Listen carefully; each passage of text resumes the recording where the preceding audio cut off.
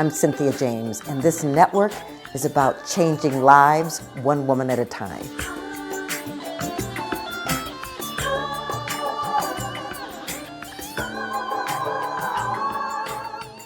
Hello and welcome to Women Awakening. I'm your host, Cynthia James, and it is such an honor and a pleasure for me to introduce you to powerful women, extraordinary women, women who have stepped into their power in a lot of different ways, but they're very clear that they're here for a reason and they're way showers.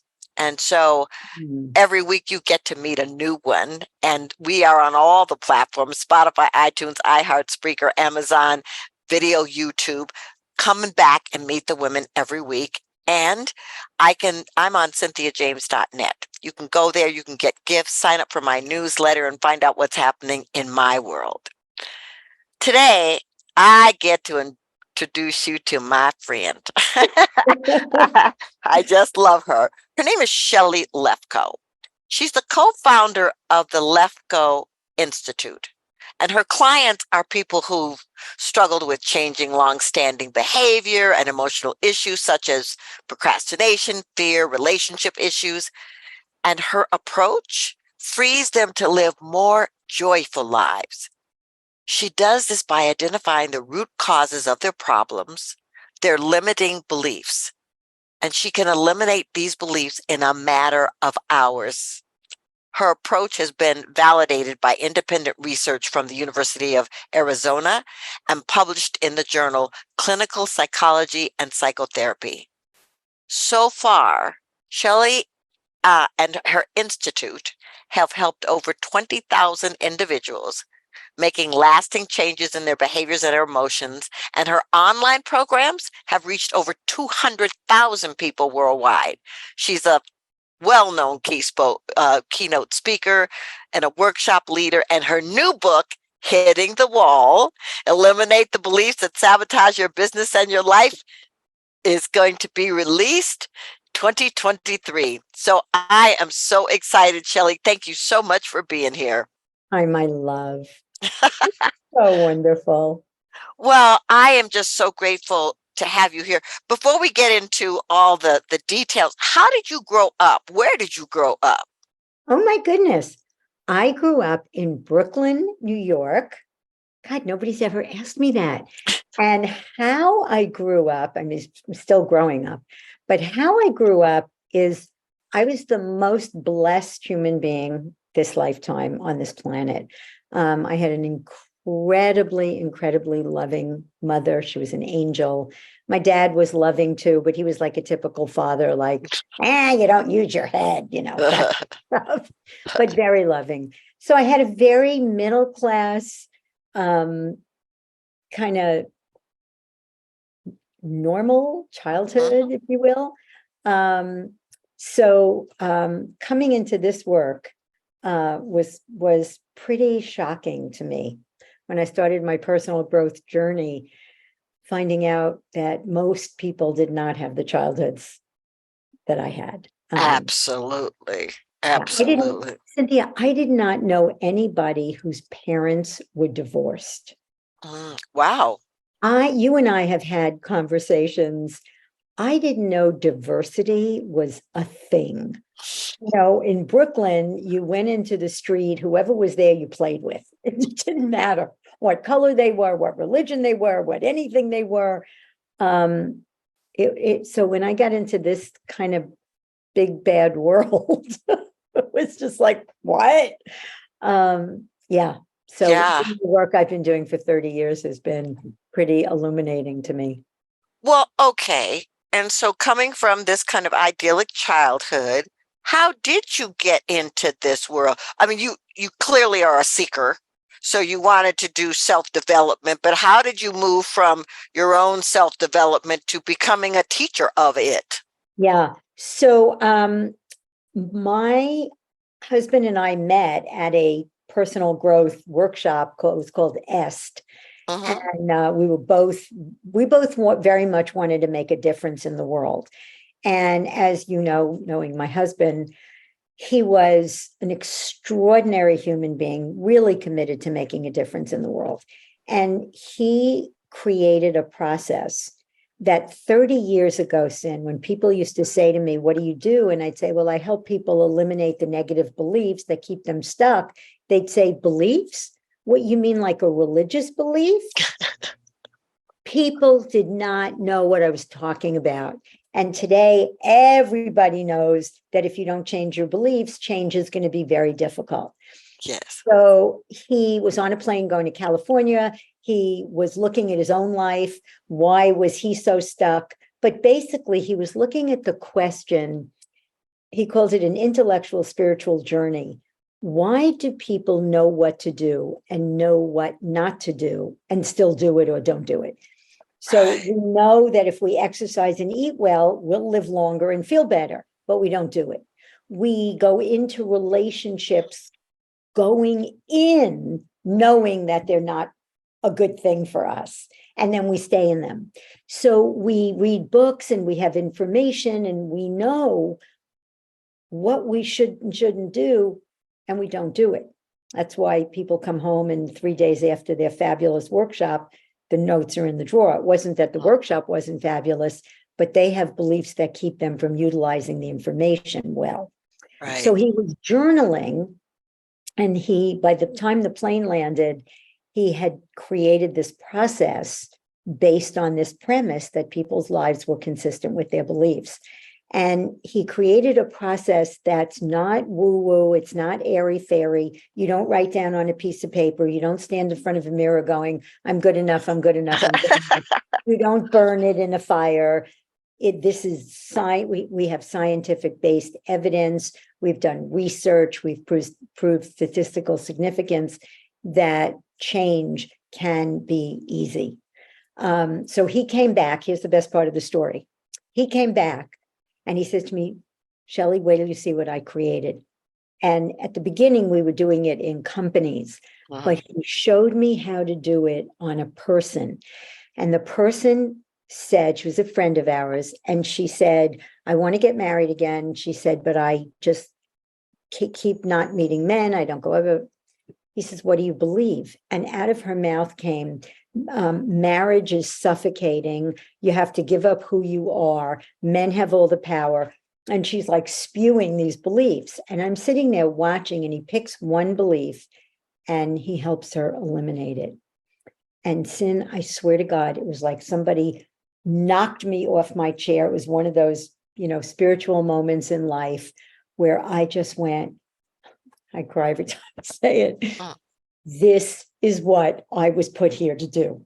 Wow. That was like, oh my God, that's it. That's because I've had lots of careers before that. And I've been doing it for 35 years. Well, two things I want to say about that.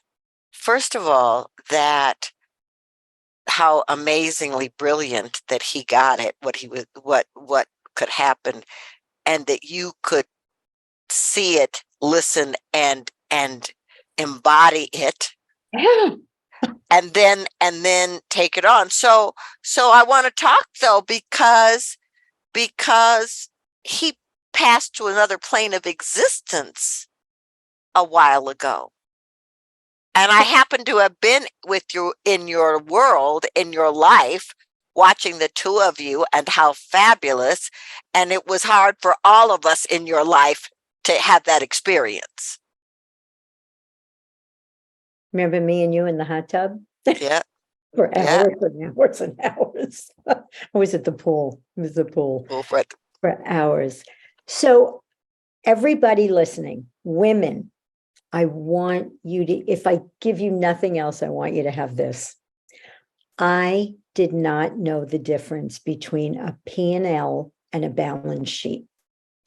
I did not know anything about running a business, nor did I ever want to run a business. I put any person in front of me, I'm good. Give me an audience of 1,000, I'll speak. Run a business, you got to be kidding me. So when my husband died, I not just grieved and cried, but I laid in bed going, I'm going to starve to death. I can't run a business. What, and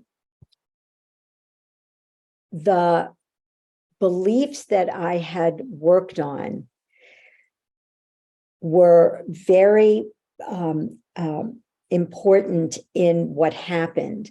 But we have a process that we teach people to get rid of the meanings that we give events, like I'm going to starve to death. That's me. I made that up, right? So I got out of bed every day and I said, what's in the way of me doing this? I can Great. ask for help. I could learn the difference. My girlfriend, my best friend, who's like my board of directors, would get on with me every month and go through the financials with me. My bookkeeper helped me. My staff helped me, my team. And 7.5 years later, my business is doing 3 times what it did when Morty was alive. Wow. And it's not smarts. It was just beliefs that I could do it and the willingness to take it on and make mistakes and fail and say, you know what, I could have done this better or that better. And my mother used to have a saying, I may not be where I want to be, but I'm sure as hell not where I was. Right. Well, but also you ask for help. And I guess any woman listening to here, we have a tendency not to want to ask for help. We want to do it on our own and we want to take care of other people, but asking for help ourselves. So that was really important. So as you're working on your own belief system, you're inviting people in, a tribe in, to help you move forward as you're dismantling those old beliefs. And Powerful. miracles, yes. So I want to go back. I'm sorry. I want to just illuminate what you just said. I didn't wait till all my beliefs were gone. I made steps asking for help while I was eliminating my own beliefs. That's really great, Cynthia. Yeah. So It's so powerful.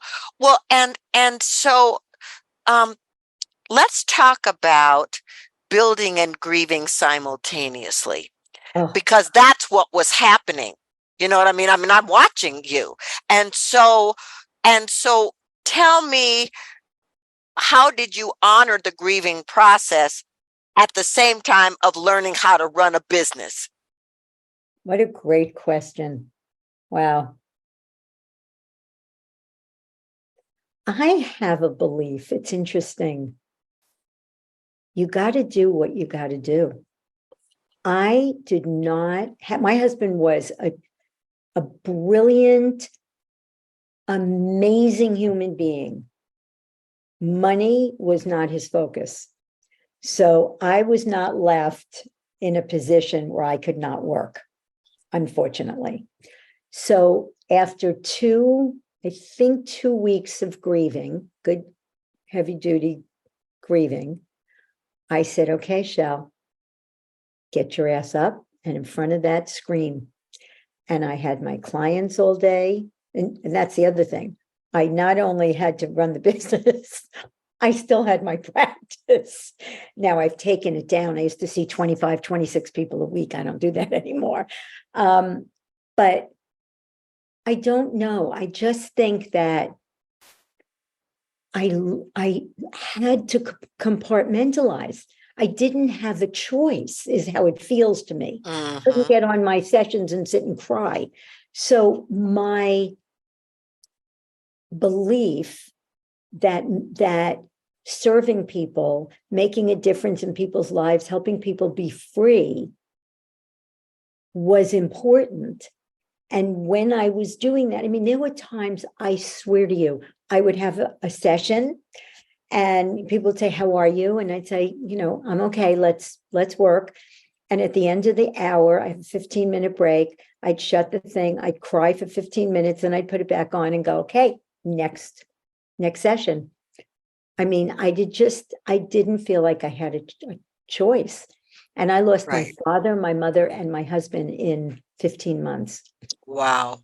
Well, but what's really interesting, because I've talked to performing artists who tell me something similar to what you just said, that they're in the middle of crisis, chaos, grieving, whatever. They have to get on that stage and do whatever it is they do. They get up there and do it, and then they come off and fall apart, because you have to show up for the people that you are serving.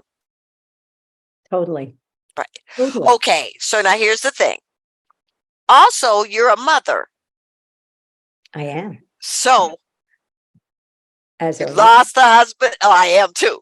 And you're running the business, and you're seeing the clients, and how are you managing the harmonic convergence of supporting this family who's also experiencing a loss? So my superpower, and this is so fun because this is not what I usually talk about in a podcast ever. All I talk about is beliefs. Okay.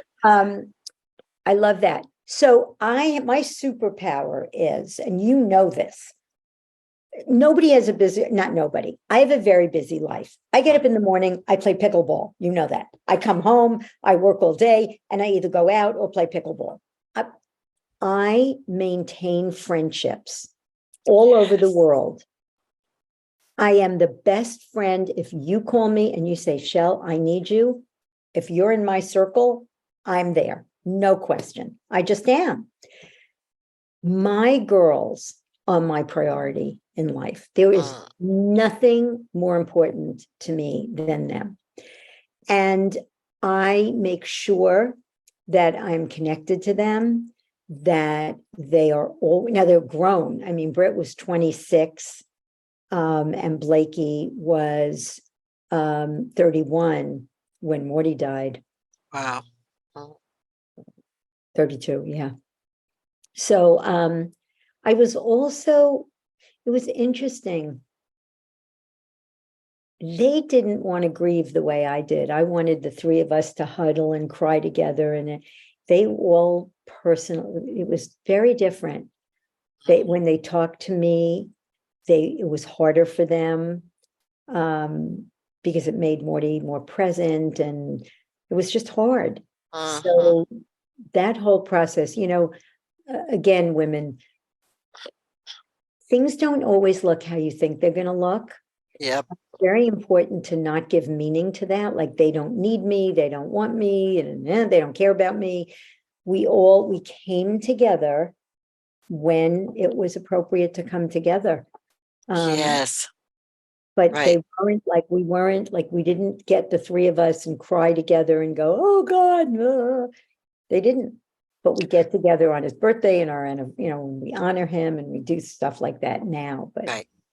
Yeah. It's beautiful. Well, here's the thing. What I love about what you just said to me, it kind of mirrors how you work with people, because everybody's different. Everybody's got a different issue. Everybody's got different belief systems. And so they come to you, and your job, not only to teach them how to dissolve those beliefs, but it's for you to be present with them to support them in that process. So when people come, what do you do to help you understand what they need in that moment? So, first of all, I don't teach them how to eliminate beliefs. We have a training that teaches them how to do that. I just get on. So people come to me and they say, I procrastinate, or I'm depressed, or I'm staying in an abusive marriage, or I'm not creating my life. My life is very ho-hum. And I have a thing, and again, I want to give as much as I can that's useful.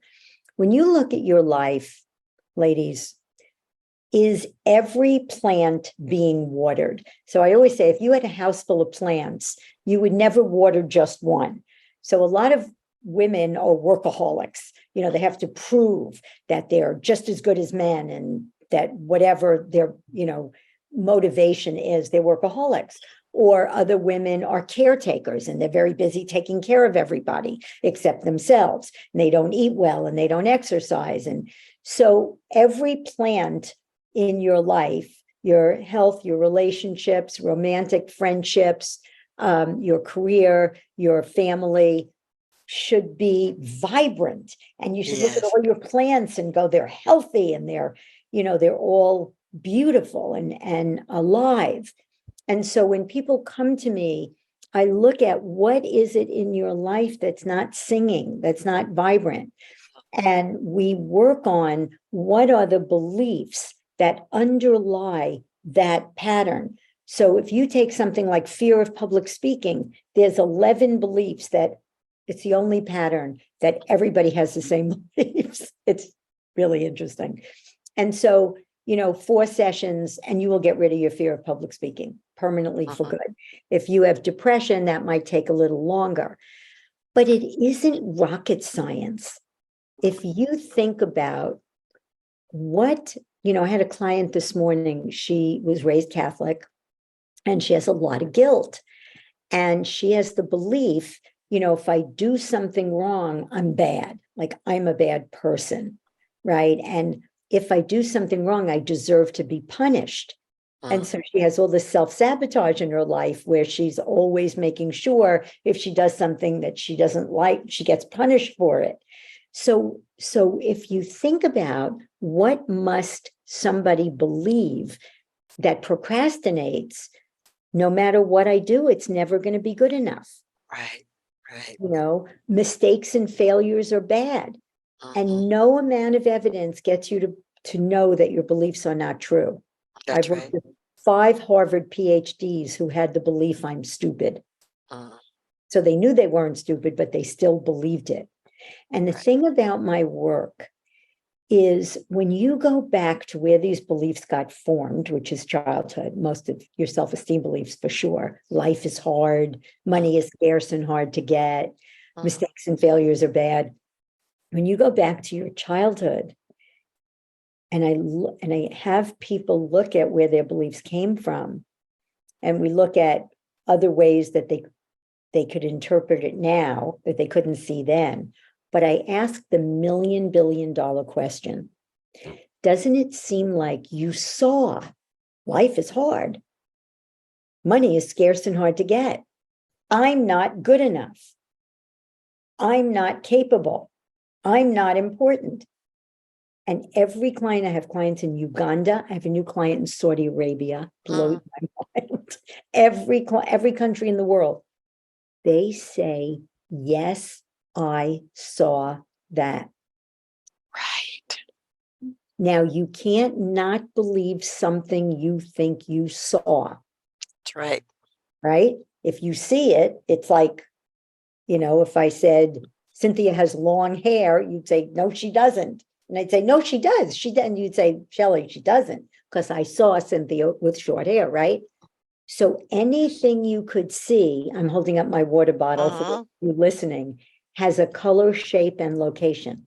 You cannot see, I'm not good enough. That's right. That's You right. cannot see, life is hard. You cannot see, money is scarce and hard to get. You do see your parents criticizing you or your parents struggling. You see them say, oh God, I can't pay the bills, but you can't see money is scarce and hard to get. Right. So when you get that, it's like Santa Claus. The moment you got, there's no Santa Claus, that's my father, boom, that belief is gone and never comes back. Wow. And so your new book, Hitting the Wall, is that what this is all about? Talking to people about their beliefs and how they sabotage their lives and how they can move forward? You're going to love this. So somebody heard me speak at A Fest, this friend of ours event. And he's an attorney, owns a law firm. He's a serial entrepreneur. And he said, that's the missing piece. That's why my clients don't listen to me. They say they're going to do it and they don't. I want to write a book together. So guess what the book is about? What? Entrepreneurship. No, that's so great. Oh my gosh. Okay, all you entrepreneurs out there, run, don't walk, and get this book. Oh my gosh, that is so great. Well, because you know what? You want to be an entrepreneur and you're doing all this stuff. but you're not thinking about beliefs and how what's happening. And it's really not. It's really about your life. I mean, Right. it's a book for entrepreneurs, but it's really not. It's all about how your beliefs stop you. And my co-author, who is a serial entrepreneur, said something so interesting. He's from Russia. And he came here and he had all these beliefs, and he didn't have my process. And it took him years to get himself through the beliefs. He formed a company, and he said the company was doing okay, struggling along. But the minute he started doing his work, that's when he started winning awards, and he's in the Inc. fastest growing 500 and the blah, blah, blah. And he won a New York Times award for the fastest growing. And it was when he started working on himself, and he pays for his employees to do personal growth work. He's got total diversity in his company. It is amazing how diverse it is. He does service work. So the whole last chapter is about being a conscious entrepreneur. That's so great. Okay, Shelly, how do people find you? Okay, so I want to give you a free gift. Okay. So if you go to eliminatebeliefs.com, you can eliminate one of the 3 most common beliefs for free. And then if you're really interested in reading more, you can go to Lefkoe, Lefkoe Institute.com. Beautiful. Well, you're just so inspirational, and I'm just in awe of who you are and what you do on the planet. I ask the same last question of every guest. This show is called Women Awakening. What do you think is the most important thing about women awakening on the planet in this moment? To know that who you are makes a difference. That who you are matters. And to live here's the thing. I just read something, I send my girls a mindfulness card every day for years. And this is my favorite pack. And one of the things said, if you're depressed, you're living in the past. If you're anxious, you're living in the future. If you're at peace, you're in the present. And for me, awakening is living in the present moment of what's possible. Oh, love it, love it. Shelly, thank you so much for being here. And I know your book will be a tremendous success, and honored to know you. I love you so much. Thank you. All right, ladies, let me just say this to you. I say something similar every week. She just said something really powerful. You're here to make a difference. You're here to be a sphere of possibilities and potentialities that's exploding onto the planet. That's why you're here. And so whatever might be in the way, you utilize people like Shelly and the gifts that they offer to eliminate those things so that you can stand in the power and the presence of who you are. The world needs us. The world needs your gifts. I'm so honored to walk this path with you. Thank you so much for being here, and I will see you next time.